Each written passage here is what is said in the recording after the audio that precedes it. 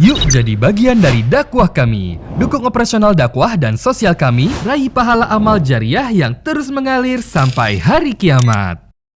Assalamualaikum warahmatullahi wabarakatuh. Alhamdulillah, tidak pernah berhenti lisan kita sebagai seorang muslim memuji dan memuja Allah. Tentu dengan penuh keyakinan dalam hati bahwasanya dua susunan kata ini, Alhamdulillah, adalah kalimat bersyukur, berterima kasih dengan Sang Pencipta Allah yang Allah kekalkan dalam firman-Nya dari 1400 tahun sekian yang lalu dan akan terus dibaca oleh orang beriman sampai menjelang hari kiamat dalam surah Ibrahim, la in syakartum la azidannakum wa la in kafartum inna azabi lasyadid. Kalau kalian bersyukur maka pasti aku akan tambah, dan kalau kalian kufur maka siksaku sangat pedih. Terlalu banyak nikmat Allah Subhanahu wa taala harusnya kita syukuri, di antaranya nikmat Islam dan iman, yang dengan keislaman dan keimanan yang kita rasakan sekarang kita jadi mengenal siapa pencipta alam semesta ini, termasuk pencipta diri kita sendiri, dan apa tujuan kita berada di muka bumi ini dengan segala macam fasilitasnya, mata melihat, telinga mendengar, lisan mengucap, tangan menjama, kaki melangkah, dan seluruh anggota-anggota tubuh yang lain yang belum tersebutkan, serta juga apapun yang ada di sekitar kita. Semuanya ini mana yang boleh kita nikmati, mana yang tidak boleh, dan apa yang harus kita kerjakan dan mana yang harus kita tinggalkan, yang biasa dikenal dalam agama Allah Subhanahu wa taala dengan halal dan haram. Dengan itu kita jadi punya panduan hidup, dan akhirnya di akhirat juga kita akan dibalas dengan surga yang abadi. Oleh karena itu Bapak Ibu sekalian, jadilah orang yang selalu membasahi lidah dan bibirnya dengan dua susunan kata ini, Alhamdulillah. Selanjutnya kita panjatkan salam hormat kita kepada utusan Allah Nabi besar Muhammad sallallahu alaihi wa ala alihi wa sahbihi wasallam, sebagaimana Allah telah perintahkan kita untuk mengucapkan salam hormat tersebut. Baik, melanjutkan pada buku kita Bapak Ibu sekalian yang ditulis oleh Syekh Abdul Aziz Al-Musyaiqi hafizahullah, dan judul terjemahannya adalah amalan-amalan yang menyebabkan tertolaknya azab Allah Ta'ala. Dalam buku ini kurang lebih ada 10 poin yang disebutkan oleh beliau sebagai amalan yang bisa menolak siksa Allah datang kepada setiap orang di antara kita. Dan kita sudah sampai ke poin ke-7 pada kesempatan yang lalu, dan insyaAllah pada siang ini kita akan masuk ke poin ke-8. Poin pertamanya adalah bertauhid kepada Allah Subhanahu wa taala. Bagaimana setiap muslim selalu menguatkan tauhidnya, pengesahannya kepada Allah. Dia yakin kalau nikmat sedang ada, yang memberikan, yang menciptakan dia Allah, yang menciptakan nikmat itu Allah, kesehatan, makanan, minuman, kegembiraan dan segala macam, dan yang bisa mempertahankan juga hanya Allah. Dan dia juga yakin kalau dia sedang ditimpa satu masalah, musibah, ujian, maka yang ciptakan dia Allah, yang ciptakan ujian tersebut Allah, yang bisa memberikan jalan keluar hanya Allah. Itu puncak daripada tauhid seseorang, bagaimana dia selalu kembali kepada Tuhannya Allah Subhanahu wa taala. Kemudian kita sudah bahas juga faktor kedua, masalah iman kepada Allah yang merupakan penggerak, motor penggerak utama di dalam hati setiap orang untuk selalu patuh kepada Allah Subhanahu wa taala dan juga meninggalkan larangan. Ini juga sudah panjang lebar kita jelaskan. Faktor ketiga, berdoa dengan segala macam tata caranya, kemudian doa-doa terbaik yang sudah kita jelaskan pada pertemuannya. Dan yang keempat adalah menggunakan tiket VIP yang sangat luar biasa, yaitu istighfar dan taubat, sehingga azab tersebut tertolak dan tidak jadi datang kepada kita. Yang kelima yang sudah kita bahas juga yang lalu adalah melakukan hal yang ma'ruf dan memerintahkannya serta mencegah dari yang mungkar. Jadi ini sudah pernah kita jelaskan, sedikit saya ingatkan, kalau Bapak Ibu sedang melakukan satu perbuatan ketaatan dan di depan mata kita ada orang yang tidak melakukannya, jangan tinggal diam. Tapi bagaimana kita mengajaknya untuk mengerjakan ketaatan tersebut. Nggak boleh kita biarkan pasangan hidup, anak-anak, teman-teman, tetangga yang kita tahu dia tidak sholat, dia tidak puasa, lalu kita biarkan begitu saja. Itu namanya menyeru pada yang ma'ruf dan melarang dari kemungkaran. Karena kalau kita biarkan, akibatnya akan datang kepada diri kita sendiri.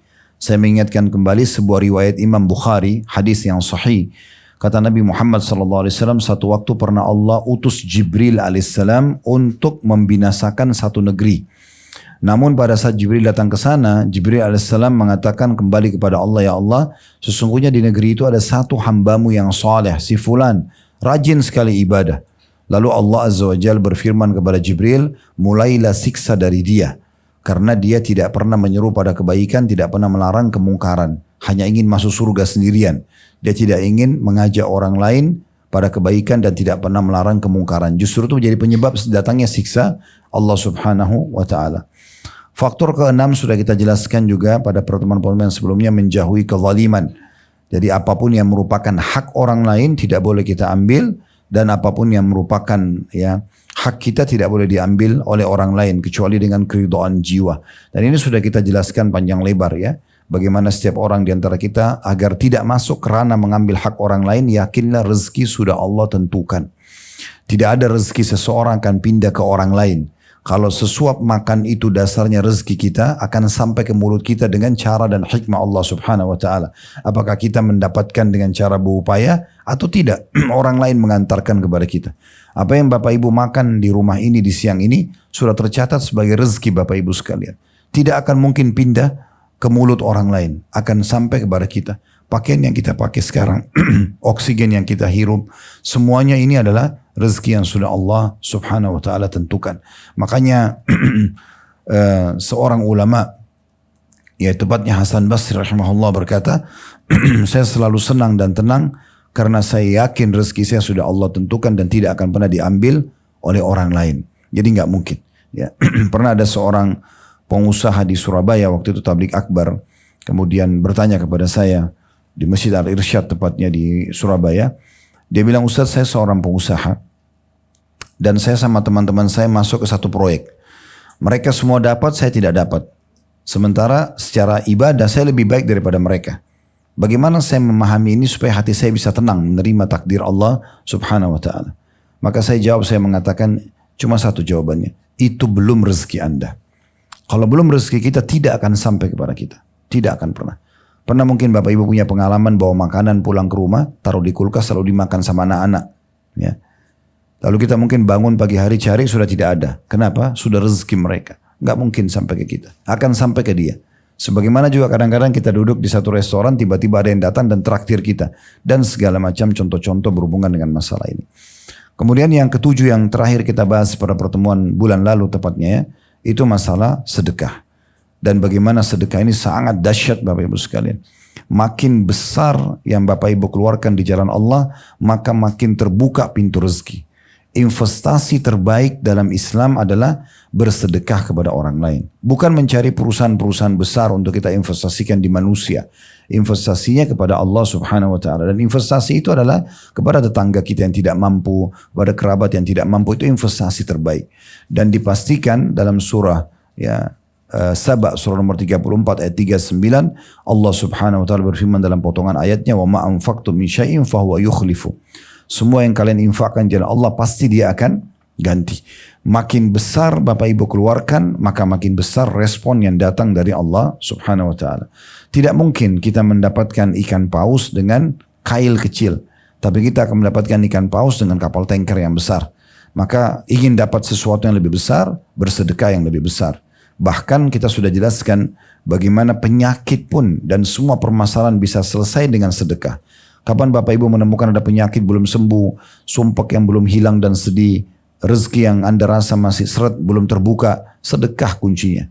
Ya, sedekah kuncinya.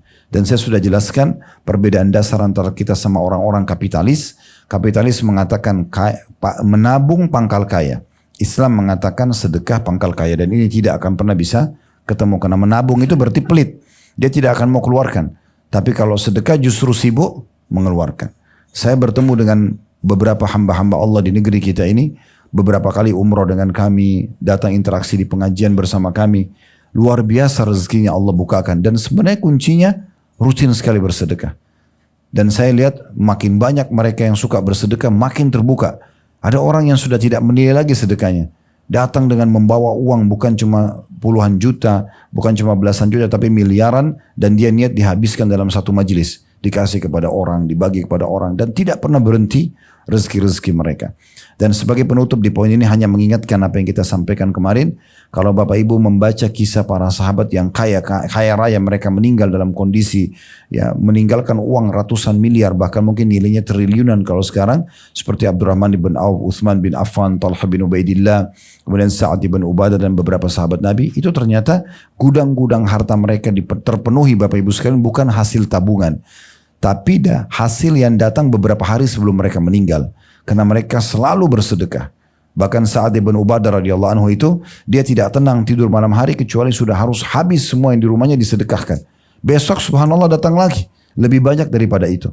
Sampai dia bilang sama anaknya yang paling dewasa namanya Qais, terkenal Qais sang dermawan. Anaknya sang dermawan, karena ayahnya sangat dermawan sekali. Dermawan luar biasa, tidak pernah nolak orang yang minta gitu. Maka dia mengatakan pada anaknya, hai anakku, ini gudang hartanya ayah, habiskan dalam sedekah. Maka berdua selalu naik setiap hari di atas rumah mereka di kota Madinah sambil teriak-teriak. Siapa yang hai muslimin yang butuh bantuan silakan datang. Yang mau gandum, yang mau keju, yang mau madu, yang mau uang, yang mau pakaian, yang mau hewan tunggangan kalau masa itu. Kalau sekarang mungkin kendaraan, semua dikasih cuma-cuma. Ya, dikasih cuma-cuma. Sampai habis gudang itu, subhanallah entah bagaimana besok datang lagi. Kuasa Allah SWT tidak pernah habis gitu ya. Seperti itu. Dan saat berdoa mengatakan, ya Allah muliakan aku dan masukkan aku ke dalam surga justru dengan kedermawanan. Ya, dengan kedermawanan. Dan ini memang resep yang luar biasa. Kata Nabi SAW juga tentang masalah penyakit, dawu mardakum bis sadaqah. Obati penyakit atau orang yang sakit yang terkalian dengan sedekah. Jadi sebenarnya sebelum konsul sama dokter, kalau mau cepat sembuh sedekah aja dulu. Dan sekarang masa kita gampang, transfer saja uang ke yayasan sosial, ke siapa orang yang kita kenal, punya hubungan kerabat dengan kita, itu luar biasa. Juga sebagai penutup, puncak daripada kedermawanan seseorang adalah tidak pernah menolak siapa yang minta. Memang itu berat ujiannya ya. Kadang-kadang ada orang yang berulang minta sama kita. Mungkin itu mengganggu kita. Tapi kita perlu tahu itu justru puncak kedermawanan di situ. Rasulullah SAW dikatakan dalam hadis Bukhari oleh Anas bin Malik radhiyallahu anhu, beliau tidak pernah menolak siapapun yang datang minta kepada beliau. Ya, bahkan Nabi SAW pernah berbagi makanan berkeranjang-keranjang kurma yang baru saja panen. Kemudian beliau bagikan pada orang-orang, dan bukan bagi cuma sekilo 2 kilo, sekeranjang 20-30 kilo dikasih sampai habis. Begitu ada orang datang dan masih mau minta lagi, maka Nabi alaihi salatu wassalam sedih karena sudah tidak ada lagi. Maka Ali bin Abi Thalib radhiyallahu anhu sempat mengeluarkan beberapa dirham dari kantongnya, kemudian mengatakan, ya Rasulullah letakkan dimanapun anda inginkan. Maka Nabi senyum lalu mengatakan, bihadza umirtu, beginilah aku diperintahkan. Jadi memang sosok muslim dan muslimah adalah sosok dermawan. Dan ketahuilah surga itu tempatnya orang-orang yang dermawan, suka berbagi. Kalau Bapak Ibu suka berbagi dan tidak pernah perhitungan dalam berbagi, yakin ini resep yang paling terbaik untuk memenuhi semua kebutuhan kita di dunia dan mencapai derajat tertinggi di akhirat sana nanti. Ini sudah kita jelaskan pada pertemuan yang lalu panjang lebar, saya cuma ingatkan. Tersisa 3 faktor dalam bahasan kita, berarti 3 pertemuan lagi kita akan selesaikan buku ini insya Allah. Dan nanti ke depannya mungkin kalau masih berlanjut kita akan bedah buku yang berbeda tentunya. Biasanya di pengajian-pengajian kami seperti itu, saya memang menggunakan metode bedah buku. Supaya continue materi kita, habis kita bedah buku yang lain lagi seperti itu. Supaya lebih ya baik ya, lebih tertata rapi, lebih terfokus kepada materi yang kita harapkan. Faktor ke-8 teman-teman sekalian untuk menolak azab Allah adalah rasa takut terhadap azab Allah itu sendiri. Ada satu yang unik teman-teman sekalian dalam masalah ini, yaitu banyak manusia takut pada manusia. Ya. Dia takut mencuri, dia takut korupsi, dia takut melakukan apa, tapi karena takut pada manusia saja. Takut dipenjara, takut mungkin dipermalukan, takut ketahuan oleh manusia gitu ya. Dan ini kedangkalan iman dan ilmu. Sebenarnya teman-teman sekalian dalam Islam kita dianjurkan bukan takut pada manusia, tapi takut kepada Allah Subhanahu wa taala, bukan pada manusia. Karena kalau kita takut pada manusia, berarti ada batasan dari rasa takut dan meninggalkan pelanggaran tersebut. Jadi misalnya kita takut karena ditangkap, misalnya, kemudian yang akan menangkap ini tidak hadir pada saat itu, kita tidak akan khawatir, kita akan terus melakukan pelanggaran tersebut, ya. Tetapi kalau kita takut kepada Allah Subhanahu wa taala berbeda. Kita akan secara otomatis ya menjauhi semua larangan dimanapun dan kapanpun. serta dalam kondisi kita bagaimanapun. Misalnya kita sendiri atau rame-rame tetap akan sama. Kita sedang ada di Indonesia atau kita sedang keluar negeri, kita akan tetap sama. Rasa takut kita kepada Allah, kita tidak akan masuk kepada hal yang diharamkan. Karena perlu Bapak Ibu garis bawahi, tolong ini kalau di tulisan tangan atau dipakai komputer ini di bold, itu ya, ditebalkan supaya kita garis bawahi. Ya. Bahwasanya Bapak Ibu sekalian perlu digaris bawahi baik-baik.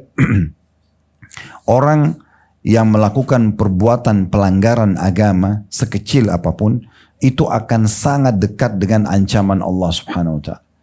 Orang bodoh saja yang berpikir melakukan pelanggaran lalu tidak dihukum.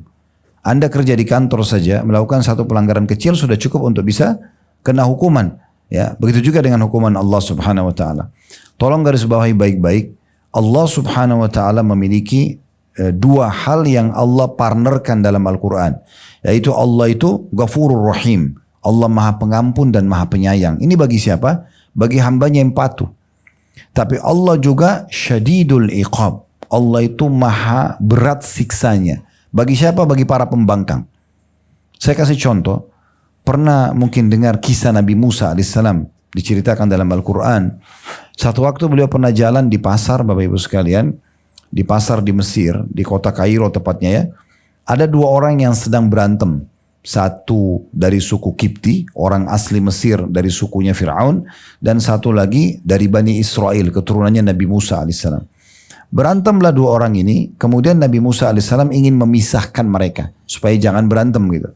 Tapi ternyata orang yang dari turunan suku Kipti ini, karena merasa dia yang menguasai dan ini wilayah Mesir. Dia adalah dari kelompoknya Fir'aun yang berkuasa pada masa itu. Maka dia pun coba malah mau melawan Nabi Musa alaihissalam. Nabi Musa waktu itu jadi anak angkatnya Fir'aun. Jadi bisa dikatakan anak raja pada saat itu. Maka Nabi Musa alaihissalam menonjoknya. Tapi tidak sengaja. Bukan niat ingin membunuhnya. Hanya menonjoknya dengan tujuan untuk memberhentikan dia dari kesalahan tersebut. Tapi kuasa Allah, orang itu datang ajalnya. Meninggal. Dengan satu kali tonjokan saja meninggal orang itu. Maka karena itulah Fir'aun jadi marah pada Musa alaihissalam dan akhirnya Musa lari ke negeri Madian, tinggal di sana 10 tahun dalam kisah yang cukup panjang. Tapi perlu kita garis bawahi, Nabi Musa alaihissalam waktu menonjok orang ini bukan niat untuk membunuh. Tapi Allah mengatakan dalam Al-Quran وَفَطَنَّاكَ فُتُونَا. Tapi setelah perbuatanmu itu hai Musa, kami uji kamu dengan ujian-ujian yang banyak. Ternyata dengan melakukan perbuatan tidak sengaja pun tetap Allah datangkan ujian sebagai pembersihan terhadap pelanggaran tersebut. Bagaimana dengan orang yang sengaja? Subhanallah, ibu bapak sekalian kalau tidak melakukan pelanggaran agama, dipastikan hatinya akan tentram. Kita jalan di mana saja, kita bertemu dengan kapan sama saja, ya. Itu kita tidak pernah punya rasa khawatir. Tapi orang kalau melakukan perbuatan dosa, pernah mencuri misalnya 100.000 rupiah saja. Begitu mendengar angka 100.000 disebut, dia sudah ketakutan, ada rasa khawatir. Atau banyak pelanggaran-pelanggaran agama. Maka kenapa kita membuat diri kita terasa atau masuk dalam sebuah zona yang kita berbahaya. Kita merasa tidak nyaman. Karena enak kalau kita kemana saja tentram, tidak pernah khawatir karena tidak pernah ada hak orang lain pada diri kita. Kita tidak melakukan pelanggaran-pelanggaran gitu ya. Semua perbuatan dosa, Bapak Ibu sekalian, pasti dimulai dengan rasa khawatir. Pasti itu. Orang misalnya mau berzina di kamar hotel, nggak ada orang tiba-tiba saja nyaman-nyaman masuk, semua orang diiklanin atau apa, enggak. Dia pasti sembunyi-sembunyi, janjian, rasa khawatir. Padahal sebenarnya dia ingin menikmati biologisnya, tapi rasa khawatir diikuti. Itu memang begitu dosa selalu. Orang yang mau mencuri, pasti takut dulu, khawatir.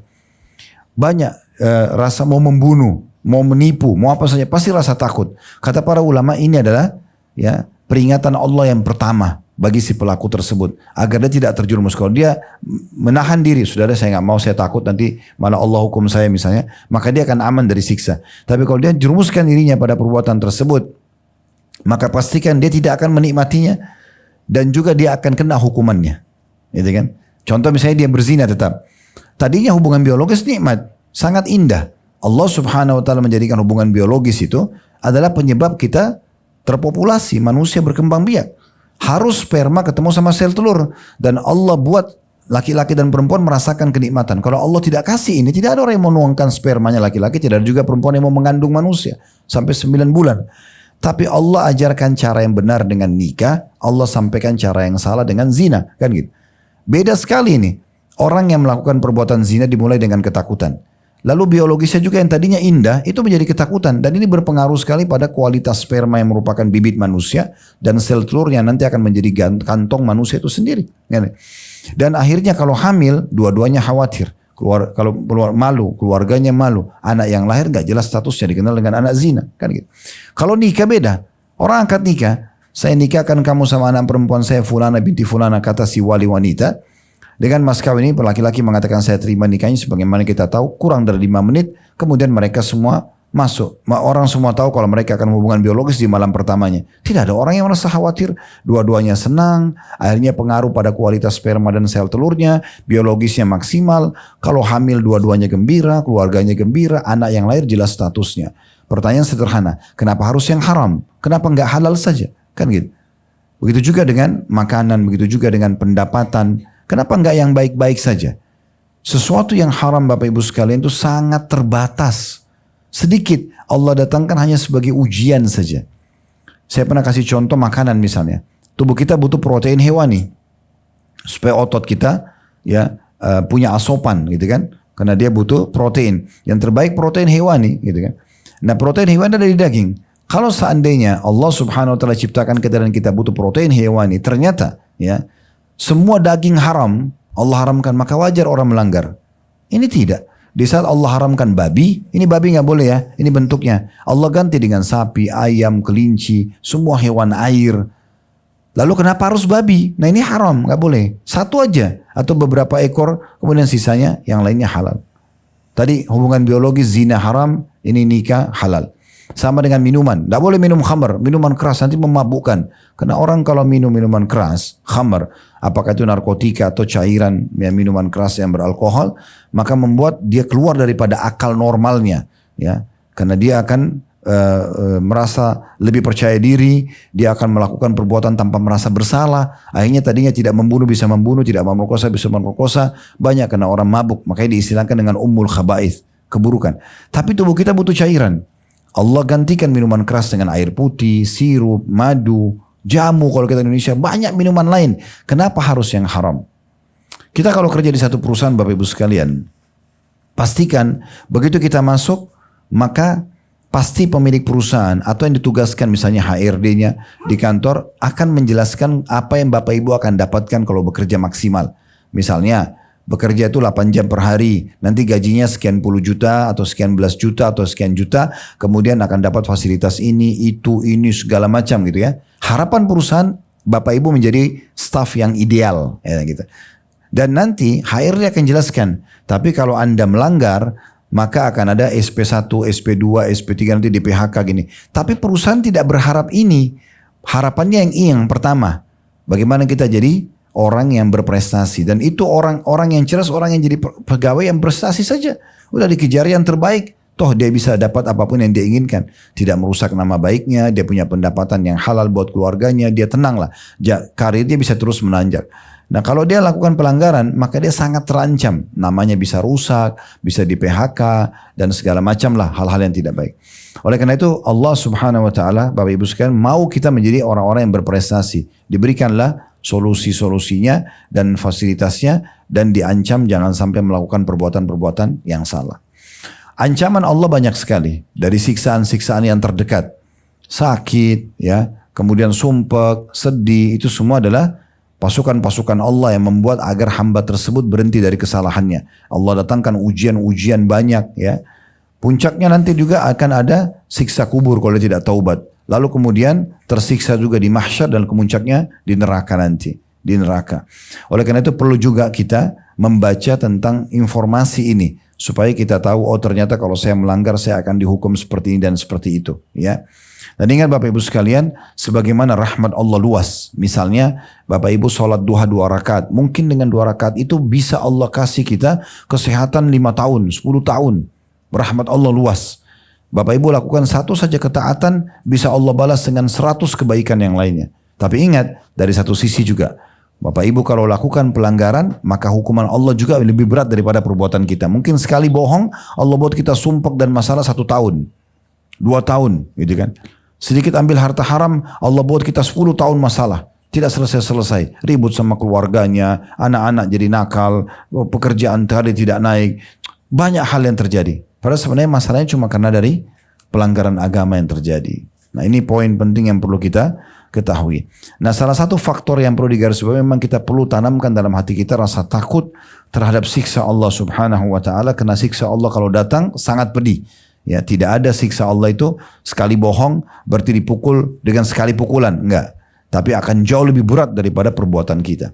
Kita ambil 1 rupiah harta haram, bukan dengan 1 rupiah juga harta kita dihilangkan sama Allah. Tapi Allah berusaha uji kita bertahun-tahun dengan segala macam penyakit. Tadi sudah saya kasih contoh, Nabi Musa alaihissalam tidak sengaja menonjok 1 orang dari suku Kipti, sudah cukup Allah mengatakan wa fatannaka futuna. Dan kami uji kaum Musa karena perbuatanmu itu dengan banyak ujian-ujian.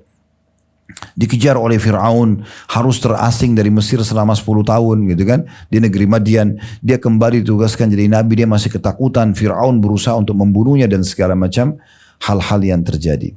Baik, saya akan bacakan di faktor ke-8 ini. Bapak Ibu bisa lihat di halaman 78 ya.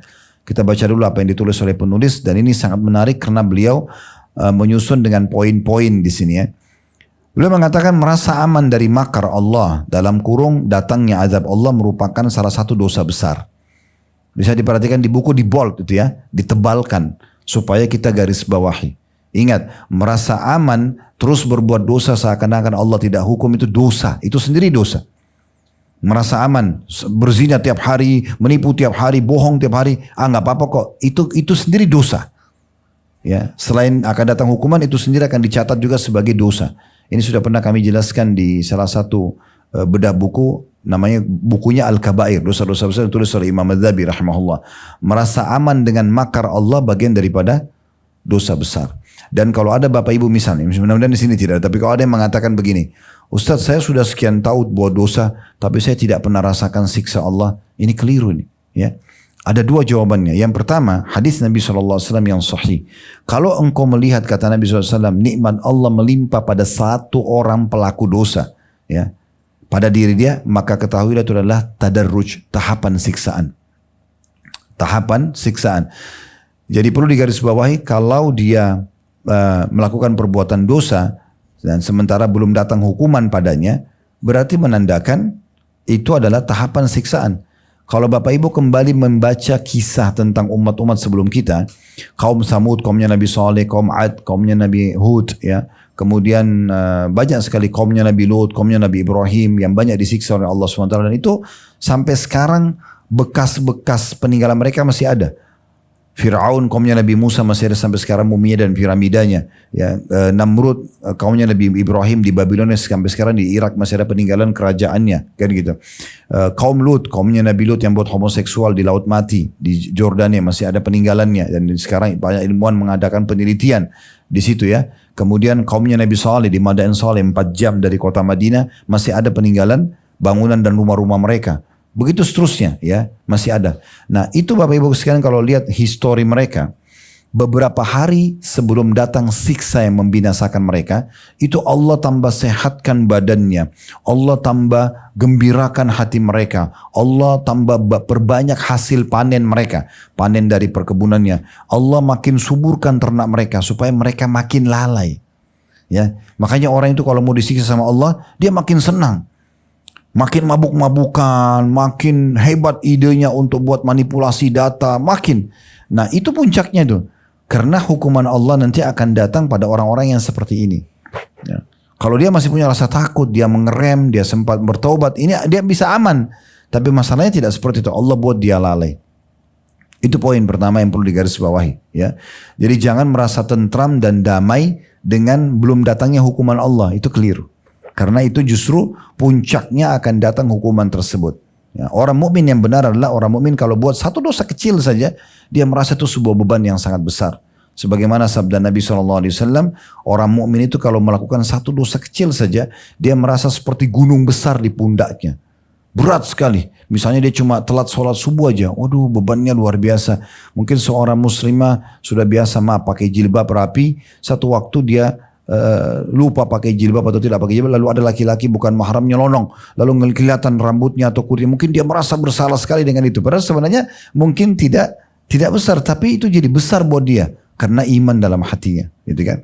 Mungkin dia makan sesuatu yang haram atau syubhat, sedikit saja potong dia sudah merasa ketakutan.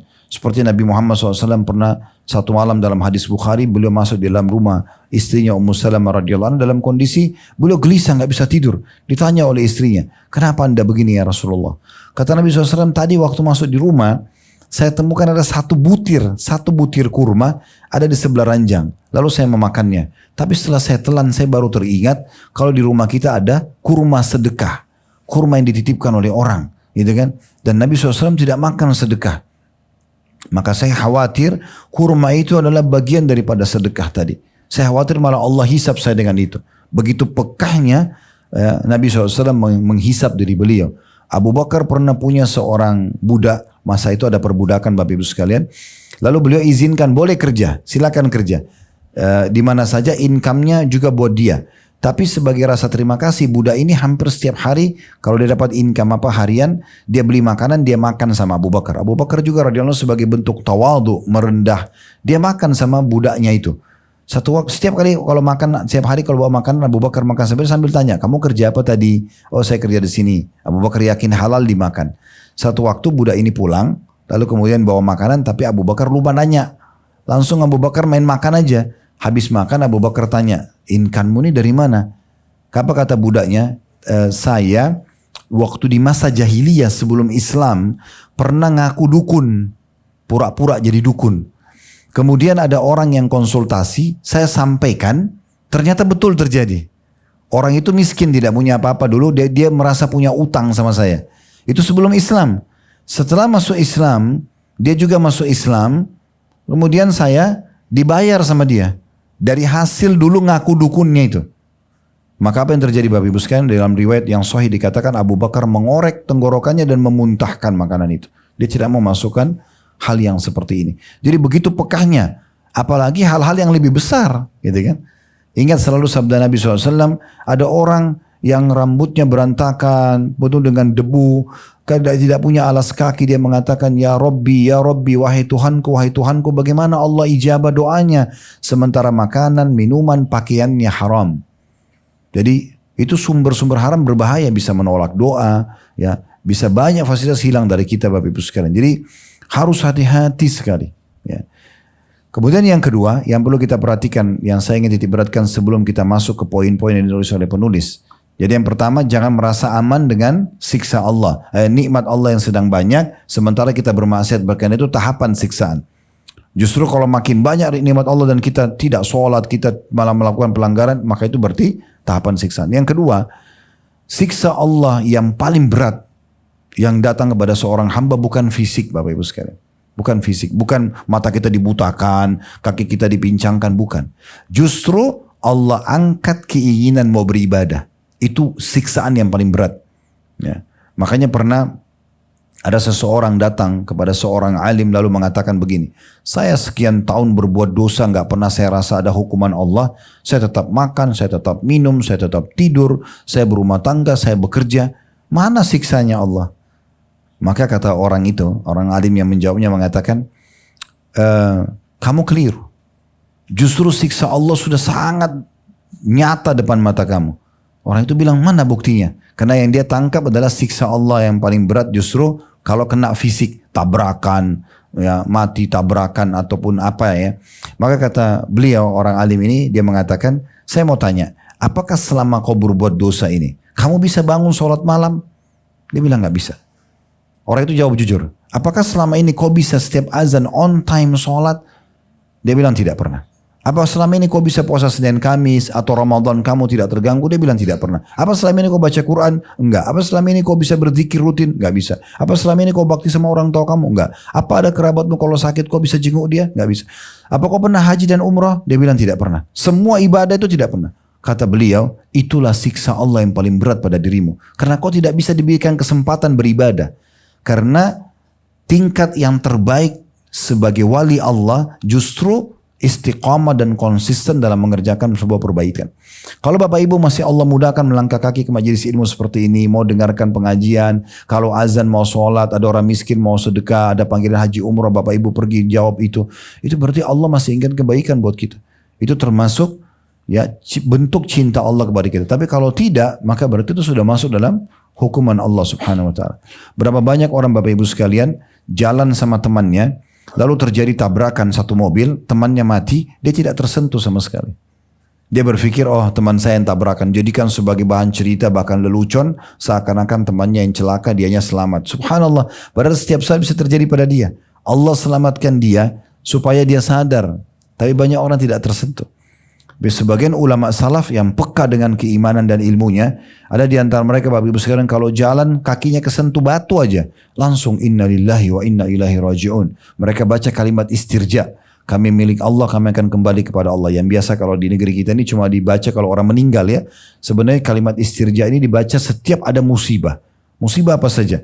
Sebagian orang salaf dulu, sahabat tabi'in, mereka itu, tabi'in yang generasi yang datang setelah sahabat Nabi Ridwanullah alaihim, itu mereka kalau jalan kakinya kesentuh batu saja, mereka sangat yakin tidak mungkin kesentuh batu sakit atau keselio kecuali kena ada teguran dari Allah. Mereka langsung istirja. Inna lillahi wa inna raji'un. Ada apa ini? Saya buat dosa apa? Mereka lewat di sebuah tempat tercium bau sampah saja busuk, mereka bilang inna lillahi wa inna raji'un. Astagfirullah. Begitu, mereka gelisah nggak bisa tidur, ada sesuatu yang mereka mau kerjakan atau mau beli terus tidak bisa dapat, langsung dianggap sebagai sebuah musibah, bagi ujian dari Allah SWT. Mungkin kita cuma mau beli satu baju nggak dapat, maka orang-orang soleh dulu mereka sudah cukup jadikan penyebab istighfar mereka, karena tidak dipenuhi kebutuhan berarti menandakan ada pelanggaran yang menjadi penyebab penghalang daripada kebutuhan tersebut. Karena hitung-hitungan teorinya, patuh akan dipenuhi kebutuhan, kan gitu. Beriman dan beramal soleh akan diberikan rezekinya. Berarti kalau ada yang tertahan ada masalah ini dengan keimanan dan amal solehnya. Nah seperti itu gambarannya Bapak Ibu sekalian. Selanjutnya saya ulangi dulu ya perkataan penulis, merasa aman dari makar Allah atau datangnya adab Allah merupakan salah satu dosa besar. Sebab terkadang Allah menangguhkan para pelaku kemaksiatan dan D-nya besar kata ganti Allah, memiliki hikmah yang besar berkenaan dengan hal itu.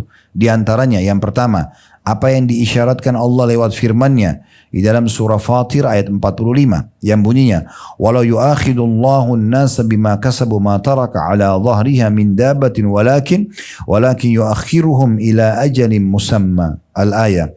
Dan sekiranya Allah menghukum manusia disebabkan apa yang telah mereka perbuat, niscaya Dia Allah tidak akan menyisakan satupun makhluk bergerak yang bernyawa di bumi ini. Tapi dia menangguhkan hukumannya sampai waktu yang sudah ditentukan. Jadi penulis ingin menyampaikan, kalau ada orang yang belum kena hukuman, bisa saja poin pertamanya beliau mengatakan, sebabnya adalah firman Allah Subhanahu wa ta'ala. Allah memang itu tidak mau begitu hambanya buat salah langsung dihukum di waktu itu. Kalau misalnya orang mencuri nih, maling maaf ya. Tidak ada orang maling itu pertama mencuri langsung ketahuan. Pasti dibiarkan sama Allah dulu. Tapi Allah buat ada yang lihat dia, ya, dia ketahuan gitu ya. Tapi masih belum berat hukumannya. Ada rasa takut yang muncul tadi, khawatir dan seperti itu. Kalau dia ulangi yang kedua, lebih berat peringatannya. Yang ketiga lebih berat peringatannya. Sampai ulama mengatakan puncaknya, kalau si maling ini nggak mau berhenti dan sudah berulang kali dia ulangi. Peringatan Allah datang, dia gelisah, dia mimpi buruk, ribut rumah tangganya, tetap aja mau maling. Maka terakhir Allah datangkan masa menggebukin dia sampai mati. Ya. Dan ini kata ulama bentuk kasih sayang Allah kepada dia. Karena kalau tidak datang hukuman seperti itu, dia terus maling. Dan makin berat hukumannya di akhirat nanti. Maka ini perlu digarisbawahi teman-teman sekalian. Allah Subhanahu wa ta'ala tidak menghukum hambanya di waktu awal dia melakukannya. Tapi Allah datangkan sinyal supaya dia bertaubat. Gitu kan? Tidak ada orang awal berzina langsung dihukum sama Allah di saat itu. Maksudnya hukuman yang berat, yang mempermalukan dari depan makhluk misalnya. Tapi peringatan rasa khawatir, rasa takut, terbebani, sumpek. Kalau dia orang non-muslim tidak tahu dari mana sumbernya. Kalau orang muslim harus tahu itu dari pelanggaran dosanya. Semua perasaan sumpah, tertahannya rezeki tadi saya bilang sampai hal yang kecil. Kita mau dapat pakaian, mau beli pakaian yang kita suka itu, makanan yang kita suka tidak kita dapat, itu sudah cukup sebagai sebuah peringatan yang harus kita fahami dan peka gitu ya. Nah ini salah satu sebab Allah Subhanahu wa ta'ala memang tidak langsung menghukum di awal. Karena kalau seandainya orang begitu melanggar pertama langsung Allah hukum, kira-kira masih ada yang berjalan di muka bumi ini? Sudah nggak ada. Karena semua orang pasti buat salah gitu kan. Tapi begitu ada salah kecil langsung Allah tebas lehernya, langsung Allah cabut ruhnya misalnya. Maka tidak ada orang yang hidup gitu kan. Karena semua orang bisa lakukan pelanggaran. Tetapi kata Allah SWT, Allah tidak menghukum langsung ya seketika yang besar hukumannya. Karena kalau dihukum langsung tidak akan ada yang hewan atau makhluk bernyawa yang jalan di muka bumi. Tapi dia menangguhkan itu hukumannya sampai waktu yang ditentukan. Dari sini bisa bermakna dua. Makna pertama ditangguhkan di waktu di dunia sampai dia kayak tadi misalnya maling sudah nggak mau diingatkan berapa kali, diperlihatkan, dipermalukan, maka nanti Allah datangkan hukuman yang berat dengan misalnya orang datang gebukin lalu mati misalnya. Ada juga orang misalnya koruptor, tidak asing kita biasa dengar berita. Dia mungkin bisa mengemas dengan begitu rapinya cara dia manipulasi data, tapi setelah 10 tahun kebongkar. Lalu kemudian dipermalukan oleh Allah, lalu disita semua hartanya. Berapa banyak terjadi yang seperti itu. Dan tidak akan berubah peraturan Allah itu. Tidak akan berubah. Semua orang yang beriman beramal soleh akan dibahagiakan sampai mereka meninggal di dunia dan di akhirat. Dan orang yang melanggar pasti akan dipermalukan dan dihukum di dunia dan juga di akhirat nanti kalau dia tidak sempat bertaubat. Maka ini perlu digarisbawahi. Bisa juga ditangguhkan puncaknya di akhirat nanti. Itu makna daripada Allah tangguhkan sampai waktu yang sudah ditentukan. Yang kedua, bahwa dunia ini masa yang pendek dan kenikmatannya sedikit. Sebagaimana firman-Nya Allah SWT dalam surah Al-Imran ayat 196 sampai 197. La yaghurrannaka taqallubul ladina kafaru fil bilad mata'un qalilun thumma ma'wahum jahannam wa bi'sal mihad. Jadi cara memahaminya ini, jangan sekali-kali kamu terpedaya oleh kegiatan orang-orang kafir yang bergerak di seluruh negeri, itu hanyalah kesenangan sementara. Maksudnya, kalau ada orang berbuat kesalahan, jangan pernah ibu dan bapak berpikir tidak akan dihukum oleh Allah. Tapi akan dihukum, dan itu waktunya sangat pendek. Maksudnya sangat dekat dengan hukuman Allah Subhanahu Wa Taala. Bukankah kita pernah jalan baik-baik tiba-tiba keseleo kaki kita? Padahal kita jalan di jalan yang rata, sepatu kita baru, tapi bisa keseleo. Bukankah kita berapa kali bangun tidur tiba-tiba leher kita sakit? Kadang-kadang kita salahin bantal, padahal bantal gak ada salahnya gitu ya. Mungkin memang ada pelanggaran yang kita lakukan gitu kan. Berapa banyak orang yang tadinya melihat tiba-tiba rabun, kemudian buta. Berapa banyak orang yang tadinya normal, keluar dari rumahnya, keluar kemudian tabrakan, lalu kemudian diamputasi kakinya dan seterusnya. Berapa banyak, dan itu seketika. Ya, orang itu cuma biasa mengatakan para pelanggar ini, kok bisa ya? Nah selalu begitu. Begitu ketahuan kok bisa, ini kebodohan ini. Pasti bisa, tidak mungkin tidak. Ya, pasti akan bisa. Karena Allah Subhanahu Wa Taala tidak ada satupun yang tersembunyi bagi dia di muka bumi ini. Semuanya pasti akan ya ketahuan. Semua pasti akan ketahuan. Ya, jadi harus hati-hati dengan masalah ini. Jadi kalau ada orang-orang yang melakukan kemaksiatan, jangan pernah berpikir mereka tidak akan dihukum. Dan ketahuilah, kenikmatan mereka hanya sebentar. Hanya sebentar. Ya. Coba teman-teman mungkin di sini tadi saya dengar Masya Allah, mungkin ada yang pernah satu SMP, SMA, sama-sama mungkin masih muda dulu sama-sama gitu kan. Coba teman-teman pada saat kita duduk, atau reunian, kita duduk kemudian kita mengingat masa dulu, 20, 30, 40 tahun yang lalu misalnya. Itu seperti kemarin kan. Seperti baru kemarin, oh ingat gak dulu kita kayak kemarin. Begitulah keadaan dunia sebentar sekali. Orang nanti dimasuk di neraka itu Bapak Ibu sekalian, mereka akan mengatakan, oh ternyata cuman ini ya. Hanya karena zina itu hari di hotel sana ya, hanya karena bohong itu hari di sini, kita dihukum di sini lama banget untuk apa nih? Nah, begitu. Ya, sama juga orang-orang yang masuk surga nanti, mereka diperlihatkan Bapak Ibu sekalian dari awal dia lahir sampai dia meninggal dunia. Oh ternyata sholat itu cuma sekian kali ya. Oh puasa cuma gini, masuk surga begini, luar biasa nih balasannya. Nah seperti itu nanti. Ya. Sebentar sekali, itu yang Allah katakan ya dalam Al-Quran di poin kedua ini. Yang ketiga, manusia diuji dengan satu sama yang lainnya. Sebagaimana firman Allah Subhanahu Wa Taala, walakin liyabluwa ba'dakum bi ba'd. Tapi dia hendak menguji kamu satu sama yang lain. Surah Muhammad ayat 4. Jadi juga poin ketiga yang harus kita fahami Bapak Ibu sekalian adalah sebagian kita ujian untuk sebagian yang lainnya. Ya, jadi ada hal yang menarik ya, pendapat para ulama pada saat menjelaskan masalah ujian sebagian kepada sebagian yang lain. Dibahas dari poin paling tinggi, para nabi-nabi dan rasul. Mereka adalah ujian kepada manusia. Karena kalau kita beriman masuk surga, kalau kita kafir masuk neraka. Itu kan ujian ya. Allah Subhanahu Wa Taala tidak langsung memberikan setiap manusia hidayah, langsung dia jadi orang baik, langsung jadi ahli surga. Kayak Allah ciptakan malaikat, langsung sujud terus, tasbih terus, ya, dan tidak masuk neraka. Mereka tidak bermaksiat pada Allah. Tapi kita diciptakan tidak begitu manusia. Sebagai ujian. Allah datangkan nabi-nabi, beriman masuk surga, kafir masuk neraka. Berarti nabi-nabi ujian bagi para manusia. Nah, sebaliknya, Ya, manusia juga ujian bagi para nabi-nabi karena mereka datang menyampaikan kebenaran. Ada yang beriman, ada yang kafir. Bahkan yang kafir ini berusaha untuk mencelakakan para utusan Allah, para nabi-nabi. Itu kan Nabi Muhammad SAW berapa kali akan dicelakakan oleh orang-orang munafik, oleh orang-orang kafir. Itu ujian. Sebagian juga orang ujian sebagian yang lainnya. Misalnya suami kadang-kadang ujian bagi istrinya, atau istri ujian bagi suaminya, atau orang tua bagi anaknya, anak bagi orang tuanya. Ada saja kadang-kadang karakter yang kita belum bisa masuk dengan pasangan kita sebagai ujian. Mungkin sudah 30 tahun, 40 tahun berumah tangga, kadang-kadang masih, harusnya kan idealnya tidak ada lagi pertengkaran ya. Tapi masih ada saja clash kadang-kadang. Ya, kesalahpahaman, ketidaknyamanan, ada saja ya, ketidaktepatan janji. Ini ada saja, ini sebagai ujian. Nah harusnya orang obat itu dengan keimanan tentunya ya. Dia tidak boleh kalau sudah janji dia tidak tepati, supaya ideal. Tapi ada saja ujian datang. Bukankah kita sebagai orang tua berharap anak kita semua bakti dan jadi orang baik-baik? Tapi ada saja kadang-kadang perbuatan dan sikap anak-anak yang seperti masuk dalam masalah membangkang, tidak mau dengar orang tuanya atau apa saja sebagai ujian. Persahabatan, tidak ada orang persahabatan tidak ada masalah di antara mereka. Ada saja ujian-ujiannya, kan gitu. Terjadi. Maka penulis ingin menitikberatkan di poin ketiga bahwasanya Allah Subhanahu wa taala punya hikmah yang sangat besar dalam menangguhkan para pelaku kemaksiatan. Jadi yang pertama, karena Allah SWT menangguhkan hukuman mereka agar mereka diberikan kesempatan bertaubat. Kemudian yang kedua, bahwasanya mereka hanya sebentar di dunia, buat masalah itu sebentar, tidak akan lama.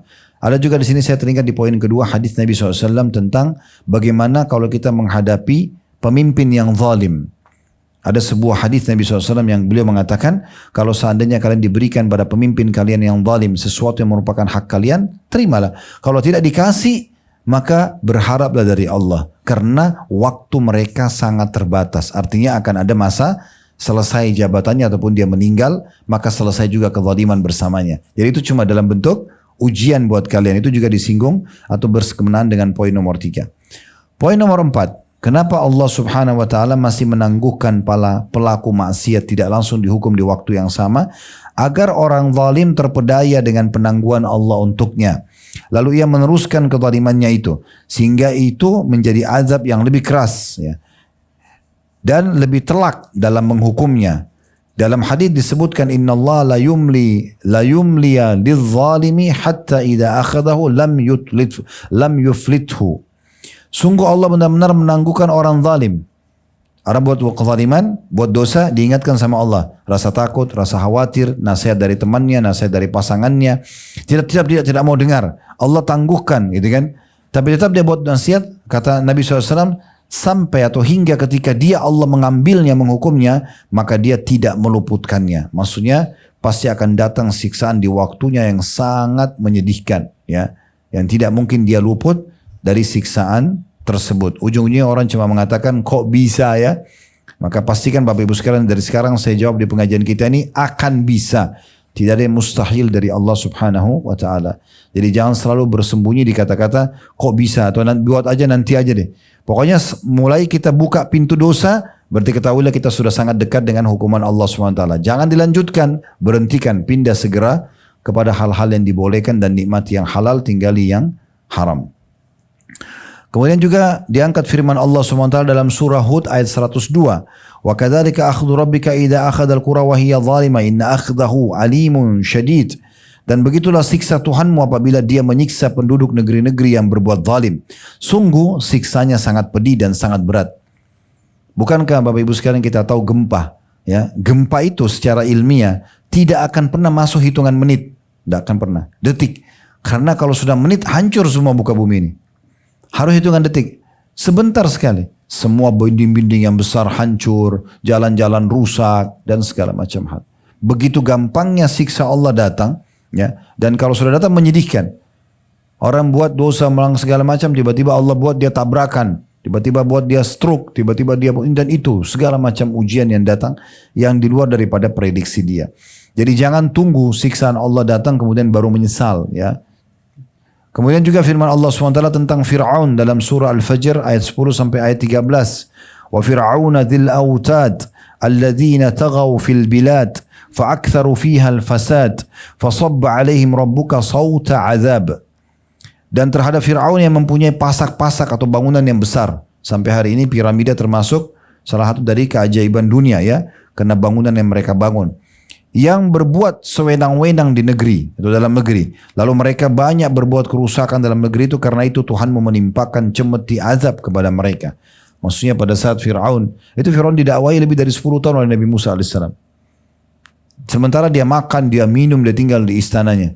Habis itu Allah tenggelamkan dalam hitungan menit, selesai. Semuanya cuma tinggal kenangan saja. Ya, tidak lagi dia bisa nikmati ranjangnya, tidak lagi dia nikmati bisa makanannya, kerajaannya habis dalam hitungan menit, seketika langsung habis semuanya. Dan hanya jadi kenangan, jadi pelajaran bagi orang-orang. Begitu juga dalam firman Allah SWT dalam surah At-Talaq ayat 8 sampai ayat 9. Di mana Allah SWT berfirman, wa ka'ayyin min qaryatin atat an amri rabbiha wa rusulihi fahasabnaha hisaban syadidan wa 'adzabna 'adzaban nuqra fadzaqat wabala amri wa kana 'akibatu amriha khusra. Dan betapa banyak penduduk negeri yang mendurhakai perintah Tuhan mereka dan rasul-rasulnya, maka kami buat perhitungan terhadap penduduk negeri itu dengan perhitungan yang ketat, dan kami azab mereka dengan azab yang mengerikan, maksudnya nanti di akhirat lebih berat lagi, sehingga mereka merasakan akibat yang buruk dari perbuatannya, dan akibat perbuatan mereka itu adalah kerugian yang besar. Ya. Jadi umat-umat sebelum kita, Bapak Ibu sekalian, itu mereka disiksa.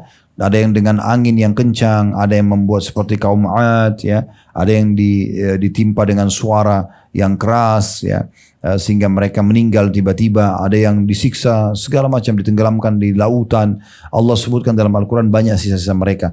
Jadi jangan sampai datang itu baru kita mau sadar gitu ya. Kalau orang masih menganggap siksa Allah itu ringan, Bapak Ibu sekalian, itu kekonyolan ya. Karena Allah Subhanahu Wa Taala kalau datangkan satu masalah saja buat kita, maka sudah cukup satu saja urat sarafnya Allah pelintir, ya, encoklah, apalah urat saraf terjepit, bahasanya enggak, susah duduk, susah berdiri, harus operasi. Padahal sebenarnya bisa saja Allah enggak datangkan itu kan, tapi Allah datangkan dengan sangat mudah. Berapa banyak orang yang gampang urat saraf matanya jadi masalah, buta, telinganya, gentang telinganya bermasalah, lalu dokter tidak bisa tangani jadi tuli, dan segala macam hal yang bisa datang. Terbalik Bapak Ibu, sebaliknya kalau Bapak Ibu jaga, ini pesan yang baik dari kami tentunya, Bapak Ibu sekalian, kalau Bapak Ibu jaga jasadnya di atas ketaatan kepada Allah SWT, Allah jaga semuanya. Allah rawat itu, matanya Allah rawat, telinganya Allah rawat, tubuhnya Allah rawat. Ada seorang ulama di Saudi, umurnya sudah 80 tahunan sekian, kisah nyata terjadi. Dia lagi pergi sama murid-muridnya naik kapal di sebuah lautan, tiba-tiba kapal itu rusak dan akan tenggelam. Selama ini murid-muridnya mengetahui gurunya ini, syekhnya ini seorang yang sangat syahdu, orangnya lemah, lembut, ya maksudnya bukan lemah ya, tapi dia lembut. Orangnya sangat berwibawa, tapi dia bukan seperti orang punya keterampilan khusus gitu ya. Maka pada saat kapal mau tenggelam, murid-muridnya banyak tidak bisa berenang. Subhanallah, syekhnya ini buka jubahnya, lalu dia menolong semua murid-muridnya ke pulau terdekat dan membawa barang-barang dan selamat. Ya. Sehingga pada saat sudah selamat, semua murid-muridnya heran sambil bertanya, mengatakan, Syekh, Masya Allah, dari mana kekuatan ini? Bolak-balik berenang dengan umur sudah 80 tahun dan segala macam lah, murid-muridnya bisa dibantu. Maka beliau sambil senyum mengatakan, ketahuilah, saya selalu menjaga tubuh saya tidak dalam melakukan kemaksiatan kepada Allah. Sehingga Allah jaga. Ya. Kalau Bapak Ibu nanti satu waktu umroh atau haji, kalau antara maghrib isya biasanya ya, umumnya maghrib isya, biasa juga subuh ada. Bapak Ibu akan dengar banyak ceramah-ceramah, terdengar mikrofon. Tapi dalam bahasa Arab ya. Masjid Nabawi, di Masjid Haram Mekah. Itu kalau Bapak Ibu dekatin majelisnya, Bapak Ibu akan temukan rata-rata mereka itu orang tua. Sudah sangat berumur. Tapi suaranya kalau kita dengar kayak orang anak 20-25 tahun gitu. Suaranya lantang, matanya masih terang, ya, fisiknya masih kuat. Para ulama-ulama, Allah berkahi. Karena yang dipakai itu baca buku, baca Quran, melihat sesuatu yang baik, mendengar yang baik, anggota tubuhnya semuanya baik gitu ya. Allah kasih keberkahan. Ya. Kemudian yang kelima, mudah-mudahan mereka kembali kepada Allah. Jadi sebabnya kenapa orang yang melakukan dosa tidak langsung dihukum seketika di waktu itu, di tempat itu, hanya Allah berikan peringatan, tapi kalau dia ulang-ulangi baru datang hukuman yang berat, agar mereka bisa kembali kepada Rabb mereka, mereka taubat. Dia tidak menangguhkan mereka dengan tidak memberikan hukuman. Dan hukuman itu ada kalanya menimpa hati dan agama dengan melupakan peringatan terhadap mereka. Sebagaimana Allah berfirman, Nasullah fanasiyahum. Mereka telah melupakan Allah, maka Allah pun melupakan mereka. Dalam surah At-Taubah ayat 67. Artinya, kelalaian-kelalaian yang terjadi Allah buat. Ya, jadi tidak mungkin bersatu antara orang buat dosa dengan merasa khusyuk dalam berdoa, tenang, bangun sholat malam merasa tentram, selalu ingin haji dan umroh, merasa rindu dengan rumah Allah Ka'bah. Itu nggak bisa ketemu dengan maksiat, nggak bisa. Ya, makanya banyak orang yang hatinya keras tidak mau berbuat ke ibadah-ibadah itu justru karena memang dosa-dosa yang mereka lakukan. Pada tempo yang lain kata penulis, hukuman datang dengan menghancurkan negeri-negeri yang makmur, seperti hukuman yang menimpa umat-umat terdahulu. Pada tempat lainnya lagi, hukuman itu datang dengan mengurangi harta, jiwa, hasil panen dan ketakutan-ketakutan. Ya. Sebagaimana Allah sebutkan dalam surah Al-Baqarah ayat 155, "Wa lanabluwannakum bisyai'in minal khawfi wal ju'i wa naqsin minal amwali wal anfusi wath thamarat." Al-ayah. Dan kami pasti akan menguji kamu dengan sedikit ketakutan, kelaparan, kekurangan harta, jiwa dan buah-buahan. Ya, kalau kita mau garis bawahi sebenarnya, kalau Bapak Ibu menjadi orang yang sangat bakti dengan Allah dalam keseharian, seluruh anggota tubuhnya digunakan untuk ketaatan, menikmati yang halal, mengerjakan perintah, meninggalkan yang haram, pastikan secara teori agama dan tidak mungkin meleset. Ya, innallaha la yukhliful mi'ad, Allah tidak akan pungkiri janjinya. Pasti hidup kita selalu tentram dan bahagia. Pasti semuanya dipenuhi. Tapi kapan kita mulai ya kurangin itu, kita kurangin ketaatan kepada Allah, kita mulai buka pintu-pintu dosa, maka mulai berkurang fasilitas tersebut. Ya itu pasti, itu tidak mungkin luput dari hal tersebut. Makanya pernah ada sahabat yang bilang begini, "Ya Rasulullah, kami kalau sedang dalam majlis Anda, kayak lagi pengajian ya, kami betul-betul merasa sangat dekat dengan Allah. Kami merasa seakan-akan surga depan mata kami dan neraka depan mata kami. Sehingga kami rindu selalu mau mengejar surga dengan amal soleh, meninggalkan dosa karena takut masuk neraka. Tapi kalau kami keluar dari pengajian Anda, dari rumah Anda atau masjid Anda, maka kami berbaur dengan aktivitas kami lagi, kami kembali lupa, kami kembali lalai." Apa kata Nabi SAW? "Kalau seandainya kalian bisa mempertahankan apa yang kalian rasakan di saat sedang bersamaku, maka demi zat yang jiwaku dalam genggaman, maksud demi Allah, Allah akan datangkan malaikat dari langit menyalami kalian di jalan-jalan kalian." Artinya akan memenuhi semua kebutuhan kalian, gitu kan? Malaikat akan datang menjadi sahabat kalian karena mulianya, gitu ya. Tetapi kata beliau, as-sa'atu fas-sa'ah. Tapi memang kadang-kadang manusia begitu, ada kelalaian, ada juga ketaatan. Tapi bagaimana kita terus mengontrol diri kita agar di atas ketaatan. Jadi sebenarnya secara teori agamanya, ya, dan itu juga teori di alam manusia ya. Kalau seorang pegawai selalu on time kerja, pekerjaannya bagus, dia supel, dia segala macam lah ya, aktif dalam mengerjakan atau mengikuti aktivitas yang ada di perusahaan, pasti akan disukai dan pasti akan naik prestasinya. Nah seperti itu di alam ya Allah, atau di alam yang kita hidupi yang Allah SWT atur itu. Selanjutnya kata beliau di halaman 83, perkara-perkara ini adalah akibat dari mereka meneruskan kemaksiatan dan tidak takut dari makar Allah Ta'ala, serta bahwa di sana ya terdapat suatu esensi yang semestinya kita ambil ambil sebagai pelajaran, yaitu bahwa Allah memperbanyak rezeki para hambanya dan memberikan kepada mereka apa yang mereka sukai, tidak menunjukkan keridhaan. Itu hanyalah menunjukkan istidraj atau tipuan saja. Sebagaimana hal itu disinyalir dalam hadis Nabi SAW dalam sabda beliau, "Inna Allah yu'ti dunya man yuhibbu wa man la yuhib wa la yu'ti din illa man yuhib walau kanat dunya tusawi 'inda Allah janaha ba'udah ma saqal kafira minha syurbatal ma'." Terjemahannya, Allah memberikan dunia kepada siapa saja yang dicintainya dan siapa yang tidak dicintainya.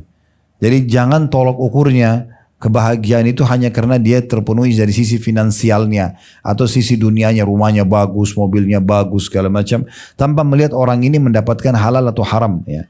Kalau itu halal itu berarti nikmat Allah. Kalau itu haram berarti ada istidraj, tahapan siksaan. Allah memberikan dunia kepada siapa saja karena bagi Allah dunia itu tidak ada nilainya, kepada orang yang dicintai dan tidak dicintai. Sedangkan dia Allah hanya memberikan akhirat. Keinginan semangat untuk belajar agama, mau jadi orang soleh dan soleha, mau patuh, itu kepada siapa yang dicintainya saja. Seandainya dunia ini setara di sisi Allah dengan sayap nyamuk saja, maka niscaya dia tidak akan memberi minum orang kafir walaupun dengan seteguk minuman. Jadi maksudnya, karena dunia ini tidak ada nilainya di sisi Allah, maka Allah kasih semua. Orang yang bilang, kenapa itu orang kafir masih dikasih makan dan minum sementara dia kafir kepada Allah? Karena bagi Allah dunia tidak ada nilainya. Tidak ada nilainya itu. Ya, orang kafir, orang beriman akan dikasih semuanya. Dan dunia ini semuanya hanya permainan kemasan. Permainan kemasan. Saya pernah kasih contoh, saya ingatkan kembali. Apa bedanya Bapak Ibu sekalian? Orang yang makan pakai daun pisang sama orang yang makan di piring emas. Ya, tujuannya kan makan ya. Bedanya apa? Kemasannya. Apa bedanya sebenarnya? Orang yang tidur di emperan jalan, walaupun kita tidak bicara nikmatnya dulu ya. Orang yang tidur di emperan jalan sama orang yang tidur di ranjang yang dari emas. Kemasannya. Tapi kan sama tujuannya tidur ya. Bahkan terkadang kita temukan orang yang di emperan jalan lebih nyenyak tidurnya. Apa bedanya orang yang pakai baju biasa murah dengan baju yang bagus? Sama-sama berpakaian. Ya. Tapi tujuannya pakaian. Cuma sama-sama. Beda kemasan. Oke lah, mungkin ada yang mengatakan tapi kayaknya lebih enak Ustadz, makanya lebih enak. Itu persepsi. Persepsi orang. Sekarang kalau kita cuma punya kemampuan beli baju 100 ribu rupiah dan kita enjoy 100 ribu itu pasti enak tuh baju. Kita biar beli baju 10 juta kalau kita tidak enjoy, tidak nikmati, tidak enak juga baju itu walaupun kayaknya paling bagus, kan gitu. Berarti persepsi orang saja, kan gitu. Kita diperintahkan, dibolehkan dalam Islam menikmati semua selama itu halal, makan yang enak, pakaian yang enak. Tapi saya ingin mendatangkan sebuah contoh saja. Jangan dunia ini jadi tolok ukur tentang kebahagiaan orang. Makanya kata Nabi SAW, Allah memberikan dunia ini kepada yang dicintai dan tidak dicintai. Tapi Allah hanya memberikan agama, perasaan ingin patuh dan taat kepadanya, menikmati yang halal saja, meninggalkan yang haram, itu hanya orang yang dicintainya saja. Kemudian kata beliau, maka jelaslah bahwa berjelaslah bagi kita bahwa banyaknya pemberian Allah itu hanyalah istidraj atau tipuan saja kepada orang-orang pelaku dosa. Demikian pula tidak menunjukkan kecintaan Allah kepada orang yang diberinya kenikmatan itu tanpa mensyukurinya. Dalam kesempatan ini kita akan menyebutkan sebagian ayat dan hadis yang mensinyalir hal itu.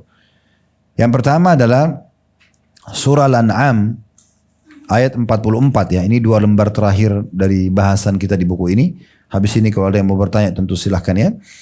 Yaitu firman Allah SWT, "Falamma nasu ma dzukiru bi fatahna 'alaihim abwaaba kulli syai'in hatta idza farihu bima utu akhadnahum baghtatan fa idahum mublisun." Maka ketika mereka melupakan peringatan yang telah diberikan kepada mereka, salatlah Bapak Ibu sekalian, tutuplah aurat, sadarlah, taubatlah. Tapi mereka tidak mau mengengah dengan peringatan itu. Kami pun membukakan semua pintu kesenangan untuk mereka. Makin ketawa-ketawi sana sini, ketawa-ketawi, makin gembira, makin terbuka semuanya ya. Sehingga ketika mereka bergembira dengan apa yang telah diberikan kepada mereka sementara mereka sedang maksiat, kami siksa mereka secara tiba-tiba. Maka ketika itu mereka terdiam dan putus asa. Ya, yang lagi mabuk-mabukan, mereka gembira, ketawa-ketawa. Tapi lama-lama nanti tiba-tiba Allah hukum mereka dengan tiba-tiba berantem, botol minumannya dipukul kepala temannya mati dan segala macam hal. Ya. Dan banyak hal. Kemarin di pengajian kami ada yang ditanya, rupanya ada kasus terjadi di negeri kita ya. Itu pertanyaan masuk di media kami. Ada orang Ustadz yang saling bunuh-membunuh hanya karena perkarakan telur duluan atau ayam duluan. Gitu kan. Kemudian ternyata kasusnya apa? Mereka berantem habis itu ayam duluan atau telur duluan. Ini apa manfaatnya ributkan masalah ini? Tidak. Tapi Allah Subhanahu wa taala datangkan masalah buat mereka. Akhirnya ternyata mereka dalam kondisi mabuk ya. Lalu mereka gembira-gembira, lama-lama mereka berantem saling bunuh-membunuh hanya karena masalah itu. Ya, begitu gampangnya Allah SWT kalau datangkan hukuman kepada mereka, gitu kan. Makna ayat Al-An'am ayat 44 kata penulis, yakni azab kami menimpa mereka, ya, dari arah yang mereka tidak sangka-sangka. Al-Hasan Basri berkata, al-iblas, makna daripada akhir potongan ayat Al-An'am 44 faidahum mublisun, makna iblas ialah putus asa dari keselamatan ketika kebinasaan datang. Kita memohon kepada Allah keselamatan. Jadi maksudnya ya, nanti kalau orang terus buat dosa, Allah datangkan hukuman yang membuat mereka tidak bisa terbantukan. Tidak bisa terbantukan. Nah, ini berarti menandakan memang sangat berat di saat itu, mereka akan putus asa dan mereka akan kena hukuman tersebut tanpa bisa mengelak. Yang kedua, di antara dalil yang menjelaskan bahwasanya orang kalau berbuat dosa itu adalah tahapan istidraj, tahapan siksaan. Setiap muslim wajib berhati-hati dari hukuman berupa kematian buruk atau su'ul khatimah. Caranya dengan memohon kepada Allah kematian yang baik atau husnul khatimah. Sungguh Nabi SAW berdoa dengan ucapan, Ya muqallibal qulub tsabbit qalbi ala dinik. Wahai yang membolak-balikan hati manusia, teguhkan hatiku di atas agamamu. Doa ini sebelum kita lanjutkan selanjutnya ya, ada sabda Nabi SAW diangkat oleh penulis. Beliau sering ulang-ulangi sampai istri beliau berkata, Aisyah berkata, ya Rasulullah, sering kali anda baca doa ini. Apa yang anda khawatirkan? Bukankah anda seorang nabi, anda telah diampuni dosa anda yang lalu dan akan datang. Kenapa harus baca, wahai yang membolak-balik hati, kokohkan hatiku di atas agamamu. Seakan-akan nabi masih khawatir, jangan sampai berubah hatinya dari keimanan ketaatan kepada kemaksiatan.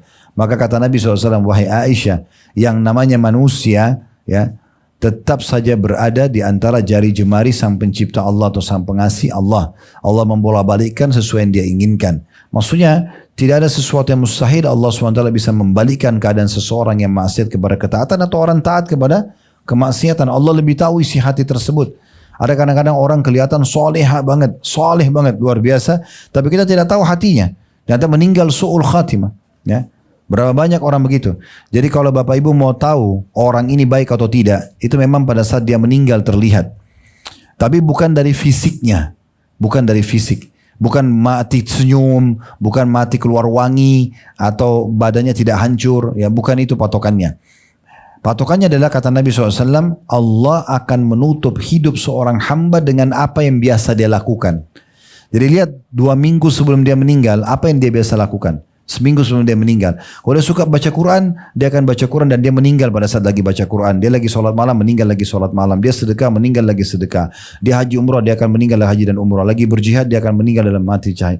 Dan sebaliknya kalau orang buat maksiat, walaupun dia hebat mengemas semasa dia hidup seakan-akan dia orang alim, ya orang soleh atau solehah, Allah akan bongkar nanti. Beberapa hari sebelum dia meninggal dalam keadaan naudzubillah su'ul khatimah. Ditemukan berzina di hotel, lagi tuguk minuman keras. Padahal tadinya terkenal orangnya alim. Nah seperti itulah. Nabi SAW bersabda, dan ini pentingnya kita harus hati-hati ya, karena beramal itu sampai ajal datang. Beramal soleh sampai ajal datang. Jangan sampai Bapak Ibu sibuk beramal soleh, tapi ternyata Allah lebih tahu keadaan Bapak Ibu, ternyata Bapak Ibu pura-pura, riya dan segala macam, lalu Allah tutup hidup kita terakhir dengan amal ahli neraka masuk neraka. Ya. Dan berapa banyak orang yang buat dosa, ya, tapi mungkin dia belum faham masalah dosa itu, kemudian dia sempat bertobat lalu Allah tutup hidupnya dengan masuk ke dalam surga. Ini sabda Nabi SAW di halaman 85, Inna rajula la ya'malu bi'amali ahli jannati hatta ma yakunu baina wa bainaha illa dhira'un fayasbiku alaihi al-kitabu faya'malu bi'amali ahli nari fayadkhulun nar. Sungguh seseorang benar-benar beramal dengan amalan ahli surga hingga jarak antara dirinya dengan surga hanya tinggal 1 hasta saja. Dia tinggal mati masuk surga. Tapi catatan takdir mendahuluinya, lalu ia beramal dengan amalan ahli neraka, lantas ia masuk ke dalam neraka. Hadis riwayat Imam Muslim. Tentu ada lanjutan hadis ini ya. Dan ada seseorang yang melakukan amalan ahli neraka sampai tidak ada jarak antara dia dengan neraka, hanya kecuali 1 hasta saja, 1 ya lengan saja ya. Kemudian takdir datang mengubahnya, lalu dia beramal dengan ahli surga, lalu dia masuk ke dalam, lalu dia meninggal, lalu dia masuk ke dalam surga. Nah ini berarti menandakan teman-teman sekalian, kita nggak bisa sehebat apapun kita mengemas ya kita ini baik atau tidak baik, itu Allah akan bongkar nanti di akhir hidup kita. Allah akan bongkar di akhir hidup kita. Dan juga sebaliknya kata beliau, kita memohon kepada Allah keteguhan di atas agamanya. Yang terakhir, yang ketiga sebagai penutup, Allah mencela siapa yang merasa aman dari makarnya dan menetapkan atas mereka kerugian dunia akhirat. Sebagaimana surah Al-A'raf ayat 99, "Fala ya'manu makrallahi illal qaumul khasirun." Tidak ada yang merasa aman dari siksaan Allah selain orang-orang yang merugi. Betapa banyak taman yang pada petang harinya bunganya ranum merata. Ternyata pada pagi harinya, besoknya bunganya menjadi kering kerontang. Ketika diterpa angin yang membinasakan. Demikian pula hamba pada sore harinya dalam keadaan hatinya mentaati Allah, bercahaya lagi sehat, dan pada pagi harinya dalam keadaan bermaksiat kepada Allah, gelap lagi sakit. Itulah ketentuan yang maha perkasa lagi maha mengetahui. Saya juga tambahkan sebuah riwayat Bapak Ibu sekalian. Ada orang yang kadang-kadang pandai mengemas ya, di depan orang luar biasa baiknya, solehnya, solehanya gitu ya, tapi di belakang dia merahasiakannya. Ini ada hadis yang perlu kita khawatir semuanya ya, sebagai kehati-hatian. Kata Nabi SAW, nanti akan datang orang-orang dari umatku pada hari kiamat ya, yang dari keturunan atau dari kalian, sama dengan kalian. Mereka sholat, mereka puasa, mereka segala macam, dan mereka membawa pahala bergunung-gunung pada hari kiamat. tetapi Allah habiskan semua itu seketika dan mereka termasuk ahli neraka. Ya, karena mereka kalau sedang sendirian mereka melakukan maksiat kepada Allah. Artinya mereka tidak ada orang lain lihat mereka buat dosa, gitu kan? Karena di depan orang saja dia tunjukkan kalau dia alim. Nah, orang seperti ini justru semua amal-amal yang dia kerjakan di depan orang-orang itu, maka Allah akan habiskan pada hari kiamat, tidak ada nilainya dan akan dilemparkan ke dalam api neraka. Oleh karena itu taat kepada Allah SWT dalam kondisi lagi rame-rame atau lagi sendirian. Ya, itulah rasa takut kepada Allah SWT. Yakinlah Allah Subhanahu Wa Taala bisa menghukum seorang hamba seketika. Umar bin Khattab berkata radhiyallahu anhu dalam sebuah statement yang menarik, yakinlah kalau matamu akan menuju kepada sesuatu yang haram, maka Allah lebih dulu melihatmu sebelum kau melihatnya. Sebelum engkau melihatnya. Dan beberapa ulama mengatakan, saya akan selalu berfikir dan berhati-hati terhadap, ini perkataan Imam Syafi'i rahimahullah, perkataan yang saya akan ucapkan. Dan hendaknya seorang muslim selalu berfikir sebelum dia mengucapkan kata-kata tersebut, apakah akan mendatangkan ridho Allah atau murka Allah Subhanahu Wa Taala. Dalam statement yang lain sebagian ulama salaf mengatakan masalah makanan, saya tidak akan pernah memasukkan sepotong makanan atau seteguk minuman ke tenggorokan dan ke perutku sebelum aku tahu itu halal ataupun itu adalah haram. Kalau halal baru dinikmati, kalau haram baru ditinggalkan. Nah, begitulah kurang lebih kepekaan mereka dalam menjaga diri dari siksa Allah Subhanahu Wa Taala. Betul Bapak Ibu sekalian, saya tidak menyinggung siapapun sebagaimana sering kita sampaikan ya. Dan tujuan pengajian seperti ini adalah kita bicara hari ini ke depan. Ini sering saya ingatkan. Kalau misalnya kita bicara di satu pengajian tentang masalah jujur, kita sebutkanlah keutamaan jujur dan lawannya bahayanya orang berdusta dan segala macam. Itu tujuannya adalah supaya mulai hari itu ke depan kita menjadi orang yang jujur seterusnya. Dan kita tidak bahas masa lalu. Ya. Nah seperti itulah kurang lebih. Apapun bahasan kita Bapak Ibu sekalian, kita sedang bahas setelah pengajian ini ke depan. Yang lalu-lalu kita berharap kalaupun kita salah, Allah SWT maafkan. Tapi seorang mukmin harusnya selalu meningkatkan kualitas keimanannya kepada Allah Subhanahu Wa Taala. Jangan pernah ragu dengan janji Allah. Makin Bapak Ibu baik dan patuh kepada Allah, maka makin besar fasilitas yang akan diberikan kepada kita, baik di dunia maupun di akhirat. Makin kita lakukan pelanggaran, maka makin dekat dengan hukuman Allah. Cepat ataupun lambat akan datang kepada kita. Dan jangan selalu membodohi diri sendiri seakan-akan Allah tidak akan menghukum. Siksaan Allah akan datang dan pastikan siksaan Allah lebih berat daripada perbuatan kita. Allahu a'lam. Semoga apa yang kita bahas hari ini bermanfaat buat kita. Alhamdulillah setelah 1,5 jam materi. Mudah-mudahan ini bisa bermanfaat buat kita semuanya ya. Allah ikhlaskan niat kita. Dan Allah Subhanahu Wa Taala semoga saja memenuhi hajat-hajat semua yang hadir, baik dalam offline ataupun online, siaran ulang ataupun yang langsung. Dan semoga semua dosa-dosa kita dimaafkan oleh Allah Subhanahu Wa Taala.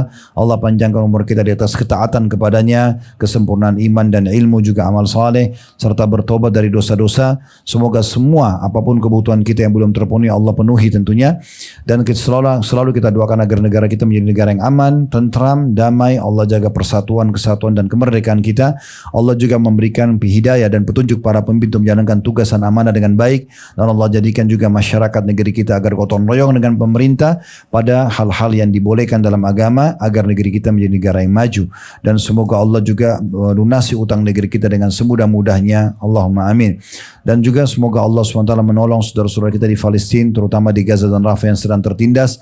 Semoga Allah ikhlaskan niat mereka, terima para syuhada mereka, mulakan Islam di tangan mereka dan tangan kita semua. Dan semoga Allah ikut sertakan kita bersama mereka di pahala, baik dengan doa, dengan harta juga dengan jiwa kita. Dan semoga Allah satukan kita semua di surga firdausnya tanpa hisab, mana disatukan dalam majlis ilmu yang mulia ini.